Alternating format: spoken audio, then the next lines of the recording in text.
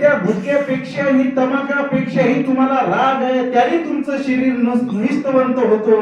त्याच्यामुळं तुम्ही गुटखा तर तंबाखू तर ठीकच आहे, त्याच्याही पेक्षा राग हा तुमच्या शरीराला हानिकारक आहे. नंतर म्हणतो की दारू पिणारा व्यक्ती जेवढा शरीर हानी होत आहे शरीराची, त्याच्याही पेक्षा तुम्ही चिंता जे करता, तुम्ही व्यभिचार करता. व्यभिचार म्हणजे याचे कुटाने करा, त्याचे कुटाने करा, याने असं केलं त्याने तसं केलं. एखाद्या व्यक्ती जर सांगितलं एखाद्या व्यक्तीला की खरंच, मग आता उघड्याच्या घरामध्ये एखाद्या व्यक्तीला त्या डोंगरदेवीने असं असं केलं बरं का, मग तुम्ही त्यांना भांडायला पाहिजे. आणि जोपर्यंत उघडे मला भांडत नाही तोपर्यंत ते डोकावूनच पाहिलं त्या उघड्याच्या घरामध्ये भांडण झालं नाही. आणि मग ज्या दिवशी यांचं भांडण होईल तोपर्यंत तो व्यक्ती त्यांच्या घरामध्ये चालत राहील. ज्या दिवशी भांडण झालं त्यावेळेस त्याला मनाला शांत वाटतंय.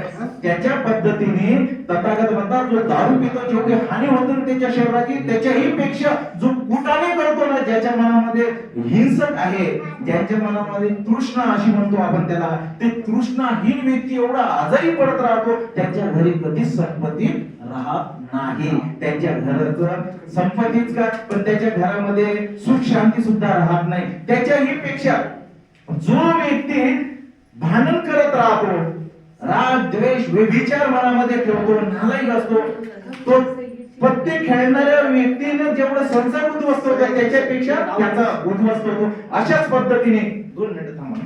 अशाच पद्धतीने की तथागत म्हणतात की ज्यांच्या मनामध्ये लोभ, मोह, माया, व्यभिचार, तृष्णा ज्यांच्या मनामध्ये आहे, त्यांच्या शरीराची हानी झाल्याशिवाय राहत नाही, त्यांच्या कुटुंबाची हानी झाल्याशिवाय राहत नाही. म्हणून तथागतांचा सरळ सरळ आणि साधा मार्ग आहे की तुम्ही पंचशिलेचं पालन करा. आपण पंचशील म्हणतो ना, 1 मिनिट, आपण पंचशील म्हणतो ना, पंचशील म्हटल्याच्या नंतर रात्रीच्या वेळेस जर लहान मुलांनी किंवा मोठ्या व्यक्तीने पंचशील म्हटलं आणि पंचशील म्हटल्यानंतर जर तो झोपला तर सकाळी त्याला एवढी शांत झोप होते आणि शांततेत उठतो. त्याचा मेंदू पूर्णपणे शांत झालेला असतो का, की त्याच्या मनामधला राग द्वेष व्यभिचार निघून गेलेला असतो. म्हणून मुलांनी त्रिशरण आणि पंचशील म्हटलंच पाहिजे.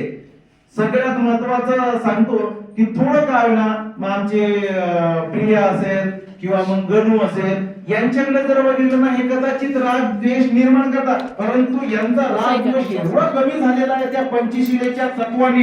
कारण ते पंचशील म्हणतात आणि पंचशील म्हटल्यानंतर त्यांच्या मनामधले राग द्वेष व्यभिचार निघून गेलेले असतात आणि ते मन त्यांचं शुद्ध झालेले असतात. म्हणून त्यांना अभ्यासामध्ये जास्तीत जास्त आवड झालेली असते. आणि ते हुशार व्यक्ती म्हणतो ना आपण, मग हुशार व्यक्ती का झालेले असतात, कारण त्यांनी ते विचार डोक्यातून काढलेले असतात, म्हणून ते विद्यार्थी हुशार झालेले असतात. असे तथागतांची देशना आपल्या सगळ्यांमध्ये असायला पाहिजे. आणि या पौर्णिमेचं औचित्य सांगतो, आज या ठिकाणी आपल्याला मोठे खाते या गावामध्ये उपलब्ध झाले, त्यांचे पाय या गावामध्ये लागले. निश्चितच त्यांच्या भारतीय बौद्ध महासभेच्या माध्यमातून त्या जाधव साहेबांचे सर्वांच्या वतीने मी आभार मानतो.